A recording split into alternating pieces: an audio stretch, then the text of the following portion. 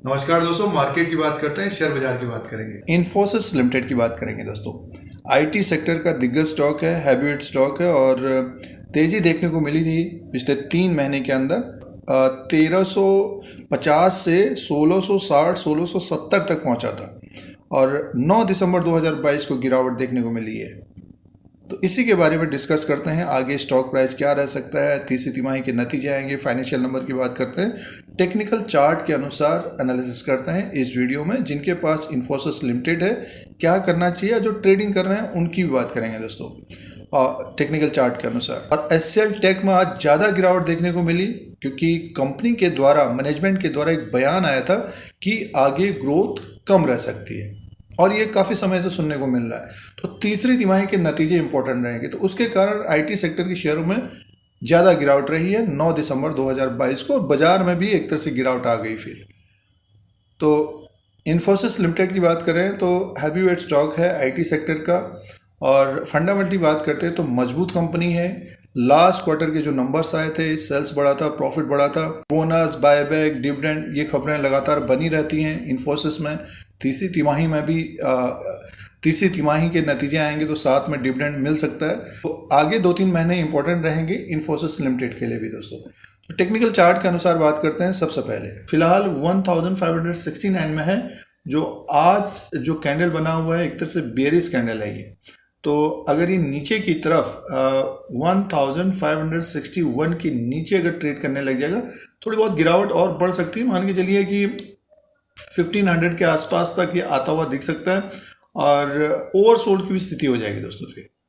तो अगर मार्केट में गिरावट बढ़ती है, स्टॉक नीचे की तरफ आता है, तो इन्फोसिस लिमिटेड को देखना चाहिए। और जो यहाँ पे ट्रैप हो गए हैं, जिनके पास कम समय है, अगर जंप करता है तो अपना निर्णय और फैसला भी लेना चाहिए। क्योंकि देखिए, अगर आपने स्टॉप लॉस नहीं लगाया, कम समय है, स्टॉप लॉस नहीं लगाया, तो स्टॉक में देखिए अचानक से गिरावट आ गई। तो कम समय वालों को स्टॉप लॉस जरूर लगाना चाहिए और जिनके पास समय है तो होल्ड करना चाहिए स्टॉक को। और आने वाले समय में ये फिर से 1650 के ऊपर जाता हुआ दिखेगा दोस्तों, फिर से 1650 के ऊपर जाता हुआ दिख सकता है। तो होल्ड करना चाहिए, जिनके पोर्टफोलियो में है हमारे अनुसार होल्ड करना चाहिए और गिरावट में एक तरह से इसको नज़रों में रखना चाहिए। तो ये जो तेजी बनी थी यहाँ पे थोड़ा बहुत, क्योंकि स्टॉक नीचे की तरफ आया तो प्रॉफिट बुकिंग किया दोस्तों। और आईटी सेक्टर में एक तरह से दबाव है, कोई भी खबर या कोई बयान आता है तो आईटी सेक्टर एक तरह से गिरावट में रहते हैं। तो आईटी सेक्टर आज गिरा तो बाजार में भी गिरावट रही है। तो फिलहाल अगर बाजार में गिरावट आती है, इन्फोसिस नीचे की तरफ आता है, तो इन्फोसिस को देखना चाहिए।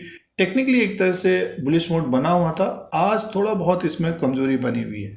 1500 के ऊपर रहेगा जब तक, तब तक इसमें तेजी रहेगी दोस्तों। तो ये टेक्निकल चार्ट के अनुसार है और तीसरी तिमाही तक स्टॉक हमें ऊपर की तरफ दिखना चाहिए। मार्केट अगर गिरता नहीं है, मीन्स नीचे की तरफ ज़्यादा नहीं आएगा, तो इन्फोसिस लिमिटेड में तेजी बनी रहेगी। और इन्फोसिस का जो मार्केट कैप है 6,60,374 करोड़ का, फेस वैल्यू 5 रुपीज़ का है, बुक वैल्यू पर शेयर 178 का है, डिविडेंड यील्ड 1.98 का है और अर्निंग पर शेयर है 54 का दोस्तों। तो डिविडेंड दिया जाता है कंपनी के द्वारा, तीसरी तिमाही में भी डिविडेंड मिल सकता है और बोनस, बायबैक, बहुत सारे खबरें बनी रहती हैं। और जिन निवेशकों के पास इन्फोसिस है तो उनको फ़ायदा पहुंचाया है लॉन्ग टर्म में। शॉर्ट टर्म में एक तरह से पिछले 5-6 महीने के अनुसार थोड़ी बहुत प्रॉफिट बुकिंग या दबाव बना हुआ है।